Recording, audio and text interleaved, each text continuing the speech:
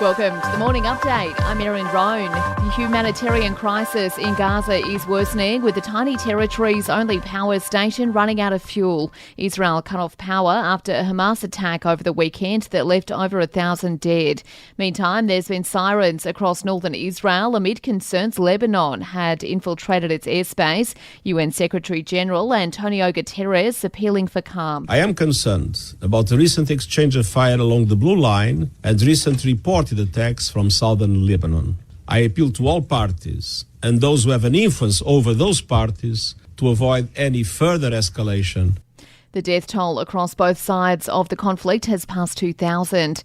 2 repatriation flights have been locked in to leave tomorrow to help Australians return home from Israel. Prime Minister Anthony Albanese says it's unclear how many will want to come back at the moment. Part of the issue, of course, is there are so many Australians in the area that it's not completely clear how many are there, let alone how many are unaccounted for. So what we're doing is working through these issues.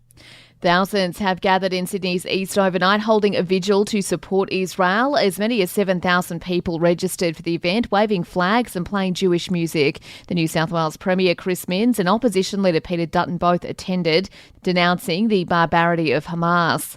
To other news now, Australian journalist Cheng Lei has returned home after spending more than 3 years in detention in China. She was arrested in 2020 and held captive, accused of supplying state secrets overseas. She's arrived in Melbourne overnight and has been reunited with her family.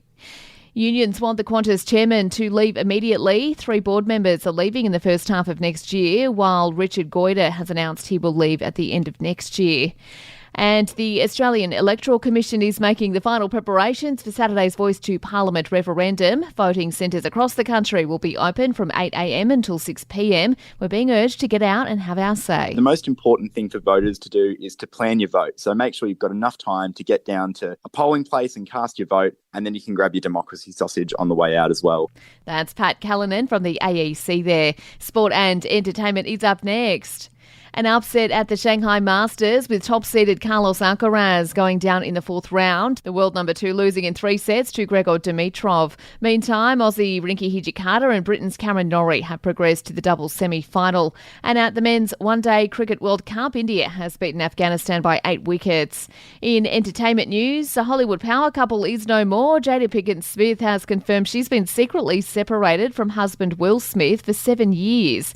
In a new interview, the actress says they split in 2016 and have been living completely separate lives ever since. By the time we got to 2016, we were just exhausted with trying. I think we were both kind of still stuck in our fantasy of what we thought the other person should be.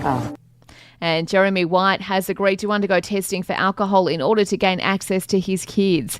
Legal documents show the Bear star has agreed to the tests up to 5 times a week when he has his 2 daughters as part of an agreement with his estranged wife.